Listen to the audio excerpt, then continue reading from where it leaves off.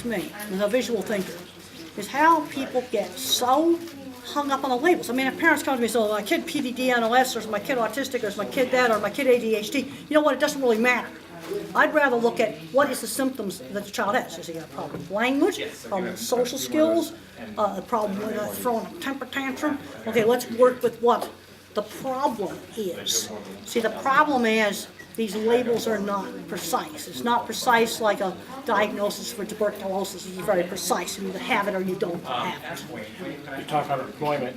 We work with folks that are developmentally disabled, and one of our passions, yours having been the engineering and the cattle industry, ours is video.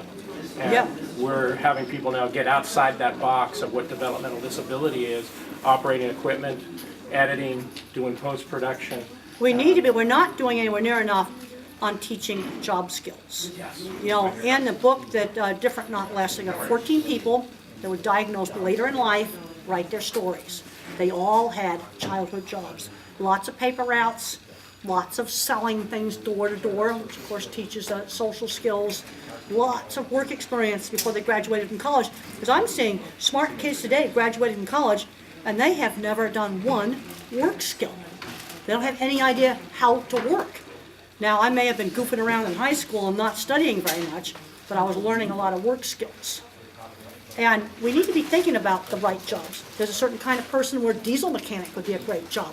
There's a shortage of diesel mechanics right now. Let's start looking at jobs where there's a shortage they'd be good at doing. We need to be getting a lot more into what is this guy's outcome going to be. See, one of the things with being involved in the building trades and with engineering type things is that you build stuff. In other words, the kind of career I'm in, you do stuff, you make stuff happen. I implemented animal welfare auditing for McDonald's. I really cleaned up the slaughterhouses. You see, you're getting an outcome. And we need to be thinking a lot more about the outcome. And the thing that happens is people look at a label, okay, they both got autism. One kid, maybe bagging groceries, is an appropriate career. The other kid is not appropriate. He needs to go to Silicon Valley. Because the thing that drives me crazy is I kind of go back and forth between the different worlds. It's like one geek goes to Silicon Valley, another one goes into great graphic design stuff, and another one is sitting on Social Security playing video games, and he should not be there. Yes. And there's some of those kids that are doing that can learn to program games. I'm one of the kind of kids that's not going to be programmer material. But I could have gotten addicted to video games rather than taking care of horses that actually taught me career-relevant skills.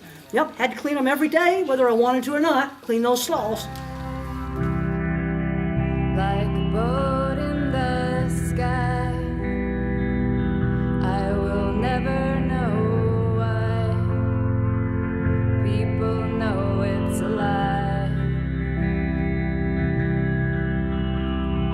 Please, only travel